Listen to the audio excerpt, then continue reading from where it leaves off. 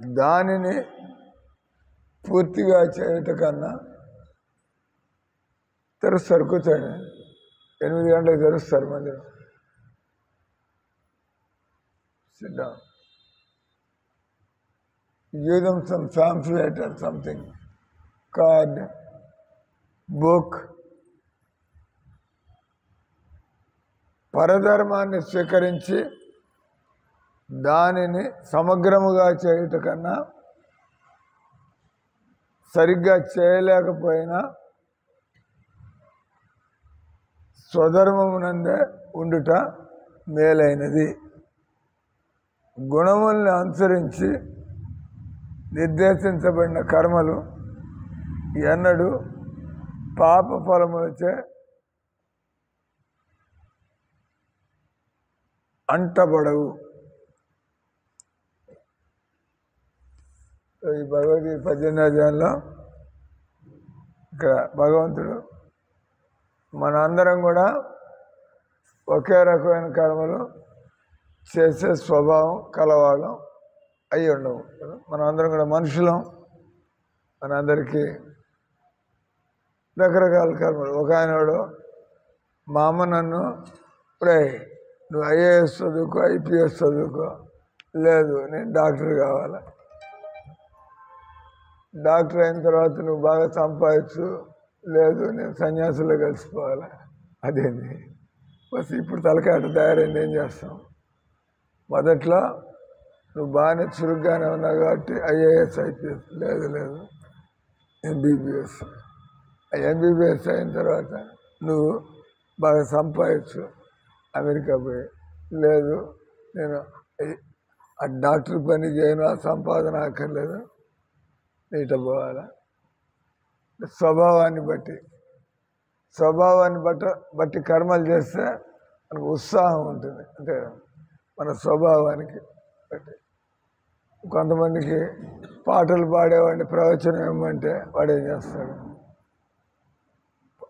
ప్రవచనం ఇచ్చేవాడు కొద్దిగా విషయాన్ని అట మాట్లాడి స్వభావంలో ఉంది. మీరు కిచెన్లోకి వచ్చిన కూరగాయలు కట్ చేస్తూ ఉంటారు అని రెడీ చేస్తూ ఉంటారు. వచ్చి మీరు ఇక్కడ క్లాస్ ఇవ్వమంటే ఏం చెప్పాలి? నేను ముందు మనకి నేర్చుకోవాలని ఉత్సాహం ఉండాలా, దాన్ని మనం అర్థం చేసుకోవాలా. భలే మనుషులకి జ్ఞానం అవసరం, ఇతరులకు మనం చెప్పాలి. ఇది మీలో ఉండాలి ఉత్సాహం, అంతే కదా. తోసి అటెండ్ చెబుతారు, వీలు కాదు. అంటే రకరకాల మనుషులు. ఇక్కడ భగవంతుడు ఆయన ఏమన్నాడు? గుణాలను అనుసరించి, ప్రకృతి 3 గుణాలు, మన అందరిలో 3 గుణాలు ఉంటాయి. మనస్సు అంటే 3 గుణాలతో ఇంతకుముందే మనం చదివాం. కొంతమంది బ్రాహ్మణులు, కొంతమంది క్షత్రియులు, కొంతమంది వైశ్యులు. ఎంతమంది మనకి తెలుసు? వాళ్ళు ఎంబీబీఎస్ చదివి ఐఏఎస్కి పోయిన వాళ్ళు ఉన్నారు, ఎంబీబీఎస్ చదివి వ్యాపారంలోకి వచ్చిన వాళ్ళు ఉన్నారు. ఎంబీబీఎస్ చదివింది, దాన్ని ఉపయోగపెట్టరు. ఇప్పుడు ఈ అమ్మాయి ఉంది, ఎంఏ చదివింది, దాన్ని ఉపయోగించటల్లా. నాకు తెల్లవారుదామని లేవడం, నేను భక్తి చేయడం, భగవంతుడి ఆర్తులు భగవంతుడు వినడం, ఇతరులకి మనం దీని అవసరం గురించి చెప్పడం. అంటే వ్యక్తుల్లో అంటే ఎవరైతే వాళ్ళకి జ్ఞానం కలుగుతుందో, జ్ఞానం కలిగిన వాళ్ళకి వైరాగ్యం కూడా కలుగుతుంది. జ్ఞానం కలగడం అంటే ఈ శరీరం ఏ విధంగా మనల్ని నానా రకాల యాతనలు కలిగిస్తుంది, నానా రకాల ఇబ్బందులు కలిగిస్తుంది. అందరికీ ఇబ్బందులు కలుగుతున్నాయి, కానీ అందరూ వైరాగ్యాన్ని పొందుతున్నారా?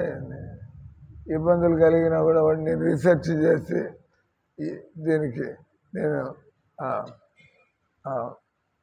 నీ ట్రాన్స్ప్లాంటేషన్ చేస్తాను. అది ఇంకా భయంకరమైనది. మామూలుగా వచ్చే రోగాలు వాడాడో దానికి మనం నీ అంటే పెద్ద పెద్ద ఎత్తున మీకు ఆపరేషన్ చేసి 8 లక్షలు ఖర్చు పెట్టి ఆ తర్వాత మీరు ఏమైనా చిన్నపిల్లకాయల గంతులు వేస్తారా ఏంటి? వేస్తారైంది ఎవరిని? నీ రీప్లేస్మెంట్ చేసుకున్న వాళ్ళంతా ఓహో మాకు బ్రహ్మాండంగా ఎగురుతున్నాను ఏం ఇటకు పోతూ ఉంటారు. ఇంకా నీ రీప్లేస్మెంట్ మీకు పెద్ద సాధించింది ఏంది అక్కడ? ఒకటి నొప్పి ఏదో తగ్గింది అంటాడు. మామూలుగా ఈ కీళ్ళు రాసుకుంటుంటే నొప్పిగా ఉంది, ఈ నీ రీప్లేస్మెంట్ చేసుకుంటే నొప్పి తగ్గింది. అదే ఒక బ్రాహ్మడి దగ్గర అంటే ఇప్పుడు ఈరోజు నీ రీప్లేస్మెంట్ అంటావు, తర్వాత నీ తలకాయ రీప్లేస్మెంట్, జ్ఞాపక శక్తి లేకపోతే తలకాయ రీప్లేస్మెంట్ అంటే చేస్తారు. అది వీలు కాదు కదా. లేదా ఇంకోటి గుండెకాయ అంటాడు, ఇంకోటి ఊపిరితిత్తులు అంటాడు, ఇంకోటి మూత్రపిండాలు అంటాడు. ఎక్కడ మీరు ఇంక బతుకంతా ఈ శరీరం కోసం మీరు ఎక్కడికి పోతారో అది కాస్త ఎగిరిపోయింది. అటు వాడు బ్రాహ్మడు కాదు. వాడు బ్రాహ్మడైనటువంటి వాడు సార్ ఈ శరీరానికి నానా రకాలు అంతులేని రోగాలు ఉంటే దీన్ని పట్టుకుని ఏళ్ళాడడం దేనికి? అట్లాంటి ఆలోచన వస్తే వాడు ఏమైనట్లెక్క? బ్రాహ్మణుడు. విరక్తి. ఈ శరీరం దీనికి ఏ క్షణం ఎలాంటి ఎప్పుడు ఏదో ఒకటి. అటు ఇక్కడ బ్రాహ్మణులకి వాళ్ళ యొక్క అంటే ఇవన్నీ కూడా అనుభవంతో జ్ఞానంతో మెల్లిమెల్లిగా మనుషులు మన ఇక్కడ కొద్దిమందే మనం భక్తులు కావాలని ఇది మనకు అర్థమైంది. ఆత్మ ఉంది, శరీరం ఉంది. అటు నేను ఈ శరీరంలోకి రావడం మంచిది కాదు, కానీ వచ్చాను కాబట్టి ఈ శరీరాన్ని భగవంతుడి సేవలో ఎలా పెట్టి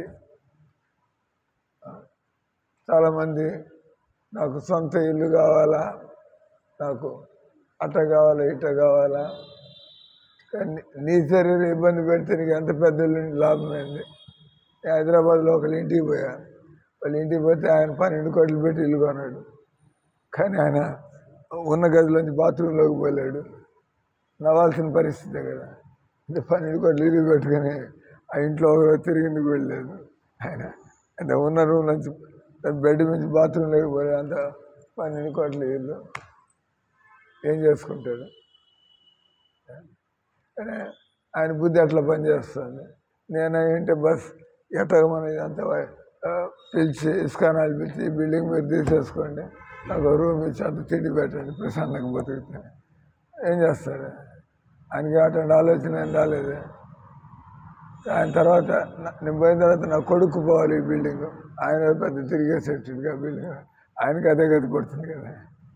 కాబట్టి బ్రాహ్మణుడు అయినటువంటి వాడు బ్రాహ్మడైతే ఏం చేస్తాడు? ఇవన్నీ ఎవడు అనుభవించగలిగేది ఏం లేదు.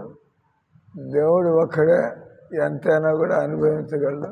కాబట్టి మన బతుకు మన పరిస్థితిని అర్థం చేసుకుని బస్ అంత ఏదో పండుకోవడానికి కొద్దిగా ప్లేసు, తినడానికి అంత ఏర్పాటు ఉంటే నేను దేవుడి భజనలు చేస్తూ చేయగలిగిన సేవలు చేస్తూ ఆ భజనలు చేస్తుంటే మన వైరాగ్యం పెరుగుతుంది.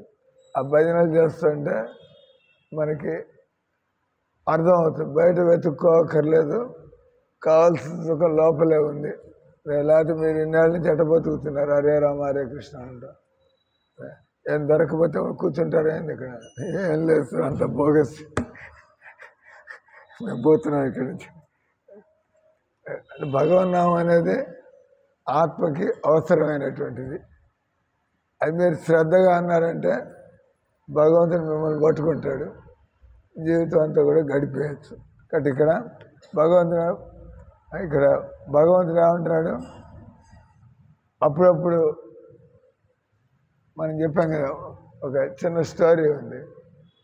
ఒక యజమాని దగ్గర ఒక గాడిద ఉంది, ఒక కుక్క ఉంది. గాడిద పనులు గాడిదకి, కుక్క పనులు కుక్కకి, అంతే కదా. గాడిద పనులు ఏంటాయా అంటే అవి పొద్దున్నే 6 అయ్యేప్పటికి అది బరువులన్నీ ఎత్తుకుని ఏటికి పోయి రావాలి. తర్వాత మళ్ళీ అంత పనులైనా అన్ని మళ్ళీ మోసుకుంటాం ఇక్కడికి రావాలి. గాడిదకు ఉండే పనులు. కుక్కకు ఉండే పనులన్నీ ఎవరైనా కొత్త వాళ్ళు ఎవరైనా వస్తే మరుగుతూ ఉండాలి. రాత్రి ఇప్పుడు అందరు పడుకుంటే అది మాత్రం కొద్దిగా అటు తిరుగుతూ ఉండాలి. తిరిగి బయట వాళ్ళు ఎవరు రాకుండా మరుగుతూ ఉండాలి. గాడిద అంటారు కదా, ఎవరికైతే బుద్ధి లేదో వాడిని గాడిదే అంటారు, అడ్డగాడిదే.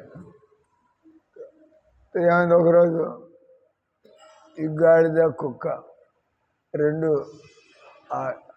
వెనకాల షెడ్లో పండుకుని ఉన్నాయి. ఈ లోపల కొద్దిగా అలజడి అయింది అక్కడ. అంటే ఎవడో బయట ఆడేవాడో కన్నం వేయడానికో దొంగతనానికి వచ్చాడు. దొంగతనానికి వస్తే గాడిద కుక్క రెండు మెలుకుగా ఉన్నాయి. గాడిద అనుకుంది ఈ కుక్క మరగాలి కదా, కుక్క మరిగితే ఇంట్లో వాళ్ళు తెలిసి ఎవడో వచ్చినట్టు వెళ్ళాలి, కుక్క ఎందుకు మరుగుతుంది.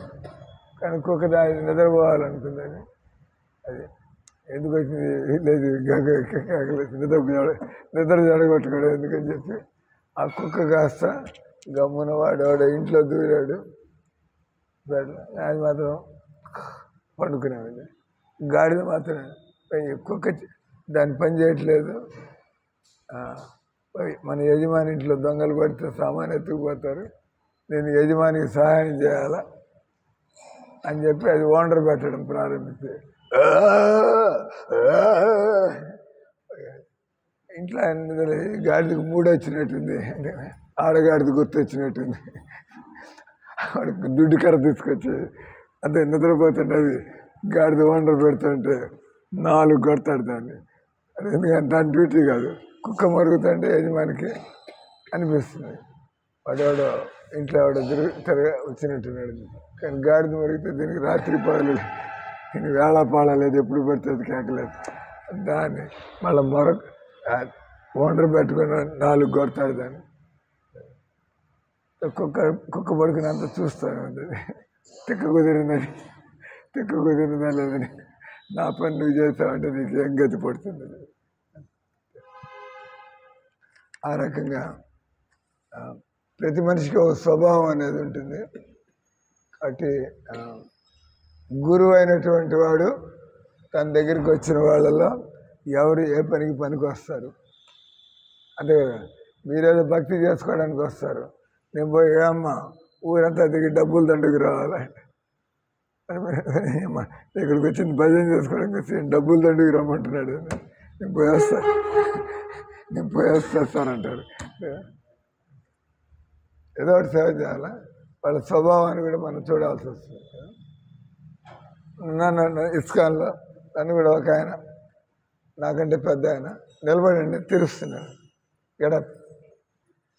ఇంకో 10 నిమిషాలు మూసేస్తారు ఆరితే అవగానే దగ్గరికి పోండి, గో క్లోజ్. సో ఒక ఆయన ఇస్కాన్లో నన్ను పట్టుకుని, నువ్వు బాగానే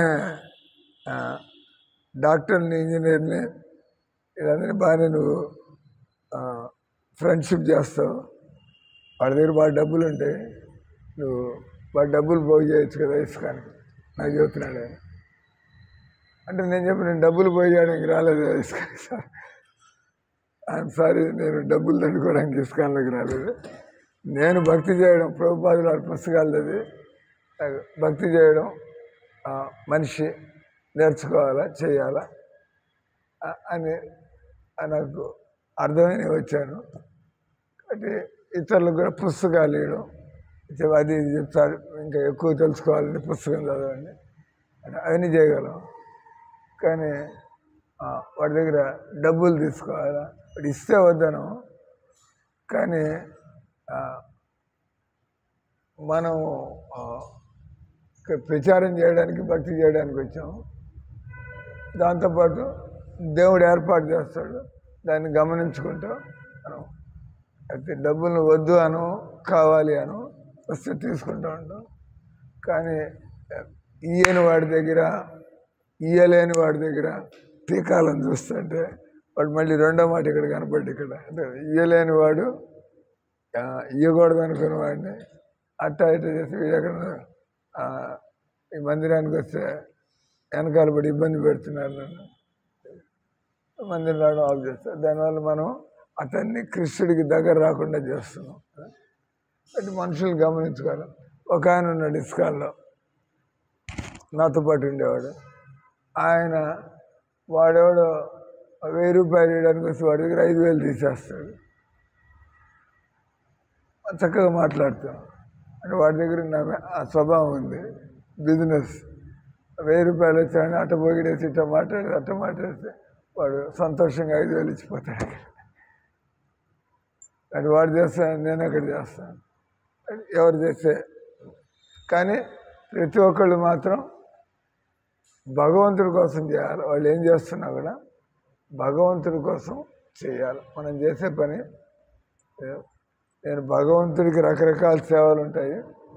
ఆ సేవల్లో నేను ఈ సేవలు చేస్తూ, ఎందుకంటే నా స్వభావానికి అది సూట్ అవుతుంది.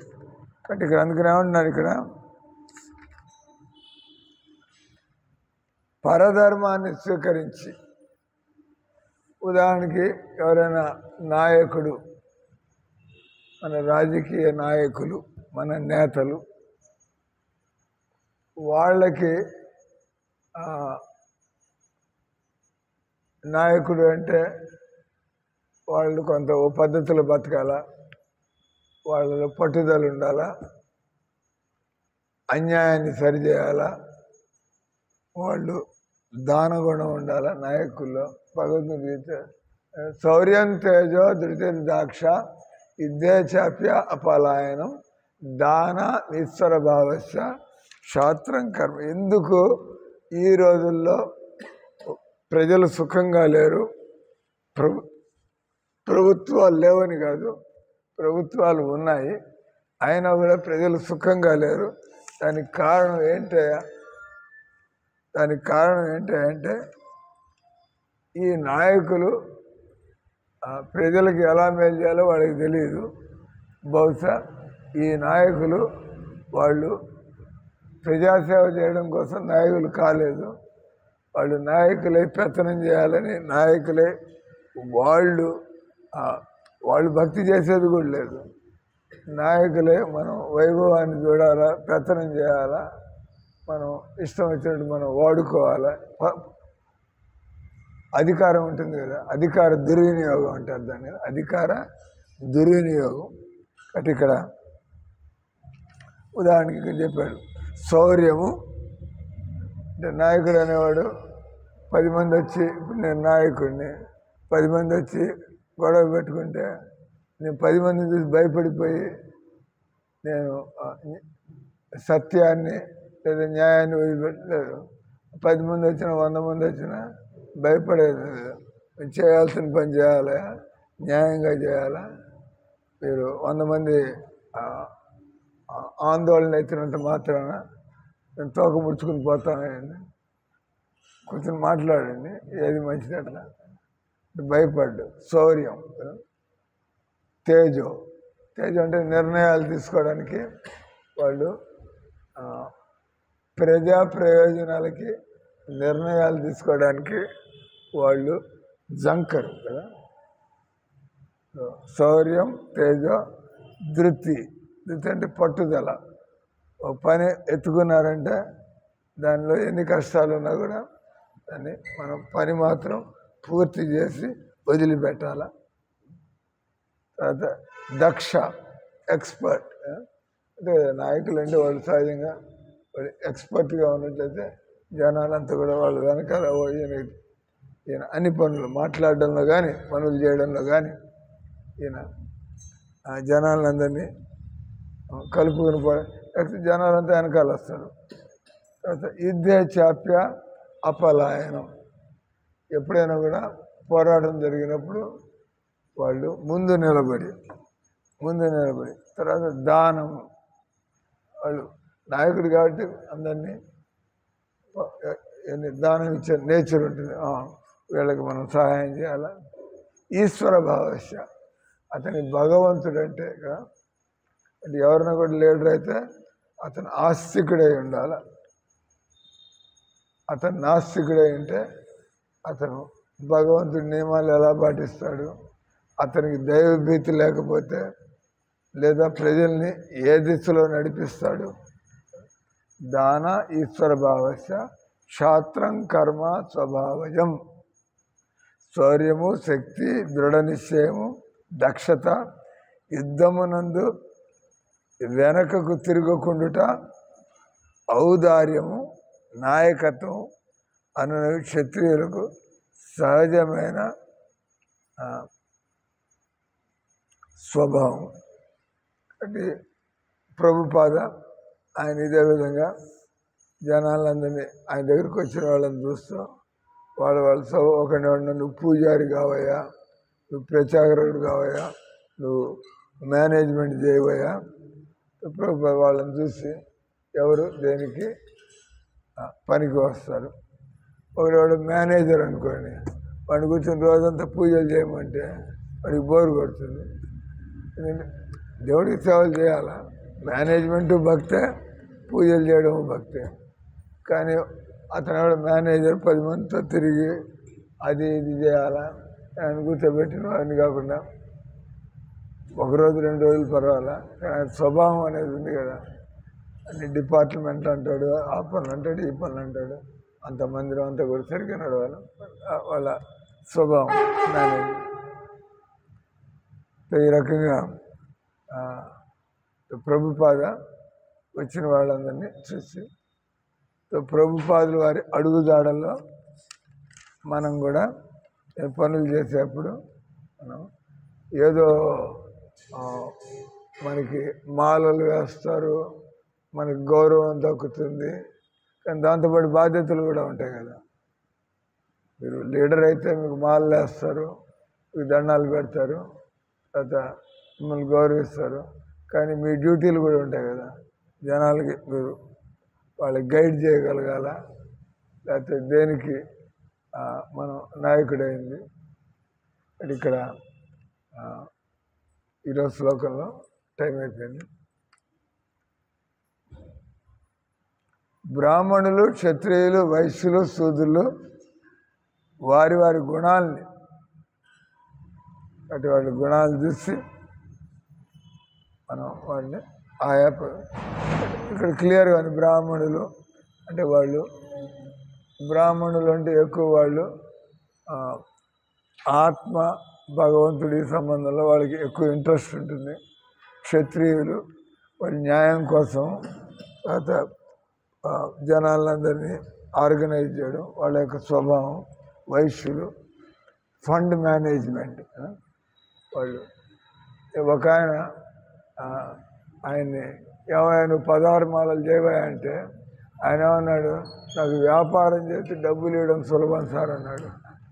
వచ్చి కూర్చుని జపం చేయవా అంటే ఆయన ఏమన్నాడు, నాకు నా తలకాయ గిర్రు గిర్రు గిర్రు అని తిరుగుతూ ఉంటుంది సార్, నేను బాగా డబ్బులు సంపాదించాను, తీసుకొచ్చేస్తాను మీకు.